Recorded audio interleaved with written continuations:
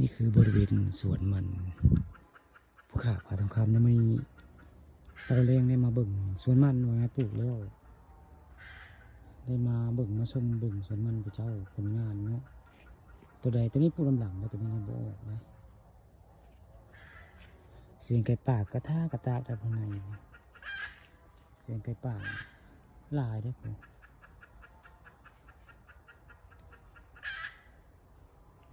บริเวณป่านี่ริมภูเขานี่ไก่ป่าชีหลาเป็นหมู่อยู่ได้ไก่ป่าวันนี้ก็ได้มาเบิ่งอันเหตุการณ์ว่ามันออกสำได้แล้วตัวนี้ปลูกตำหลังแล้วตัวนี้กระปลูกมาแล้วประมาณ3 มื้อ 4 มื้อตัวนี้ปลูกได้3-4 มื้อแล้วตัวนี้สุอันปีแปลงเดียวนี่แหละแต่ว่าปลูกคนถือตัวนี้ปลูกตำหลังได้เพิ่งกำลังเป็นนี่แล้วกำลังเป็นทำท่าก็จะเป็นใบแล้วตัวนี้วันนี้คือการได้ทำท่าก็จะเป็นใบวันนี้แล้วปลูกตำหลังได้ทำท่าแล้วเชี่ยวเป็นต้นไว้ง่ายชมปลูกตำหลังพื้นที่4 ไร่ป่ายนะสวนมันภูเขาไก่ป่ากระตากแต่ผมมีในป่าเลยอันนี้คือปลูกก่อนตัวนี้ปลูกได้ประมาณ4 อาทิตย์แล้วว่าตัวนี้4 อาทิตย์แล้วตัวนี้ถ้าจำไม่ผิดได้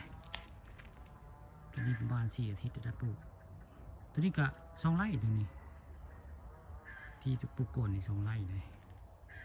ตัวนี้2 ไร่ป่ายตัวนี้กำลังสิออกนี่แหละสวนมันภูเขาผาทองคำละนี่ตอนแรกมีเอามาให้เบิ่งภูเขามาสวนเนาะเลยถ่ายท